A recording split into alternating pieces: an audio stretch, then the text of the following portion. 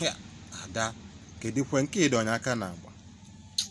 Nna, Emmanuel Oketa ka mma ife mee na som ndị Igbo anara like divorce nwunye eve.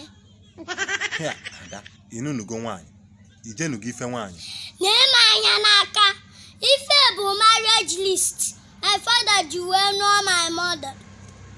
Inweta ife ndị ome my father ifu marriage list. Ọ dịka school handout. 50 tubers of yam. Hey! 25 for Randy's wrappers. Chineke! 15 bundles of aluminium zinc. Ọ bụkwa ndị na-ata nchara. 50 liters of fuel.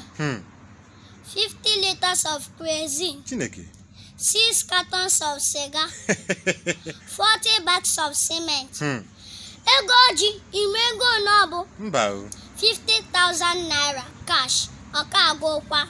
Nke bụgodi welcome list. Ịma nke na-akwalite m isi. Mba o. Ihe goro ọgọ gị nwoke, goro ọgọ gị nwaanyị moto ofu. Ya, mara Ada, mpaghị onwe moto. N'ebekwa, aka masị feme na som ndị Igbo anara like divorce nwunye eve. Ịtacha fufu niile ije divorce nwunye gị.